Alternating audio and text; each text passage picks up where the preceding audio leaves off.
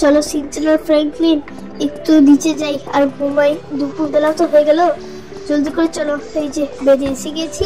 আরে কে জানি ফোন দিচ্ছে, আরে আবার বস ফোন দিয়েছে। হ্যালো বস, কি হয়েছে?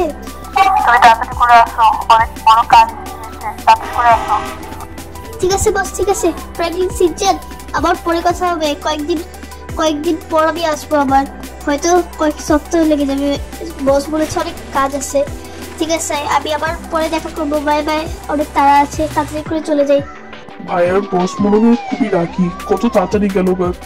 মনে হয় বস অনেক বড়ই কাজ দিয়েছে বটে, আর 1-2 সপ্তাহ লাগবে, অনেক দিন তো। আর আবার অফিসও তো খুলে যাবে ততদিনে। আমাকে তো আবার আজকেও যেতে হবে। চপ, না হলে তুমি আমাদের পাশের বাড়ির আন্টির সাথে থাকো, ঠিক আছে? চলো চপ, তোমাকে রেখে আসি।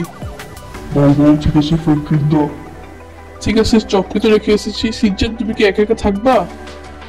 না ফ্র্যাঙ্কলিন, না আমি থাকবো না, আমিও তোমার সাথে যাবো তোমাদের বাসায়। ঠিক আছে, যখন যাবা চলো যাই। এই যে ট্রেন স্টেশনে এসে গিয়েছি, তাহলে আমরা তাড়াতাড়ি করে যেতে পারবো।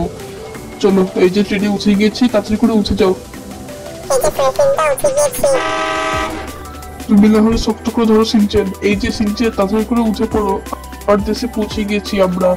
এই যে সিনচেন, আমার মোটরসাইকেল। চলো সিনচেন, তাড়াতাড়ি করে উঠে যাও, এখন আমার বাসায় যাই, চলো তাড়াতাড়ি।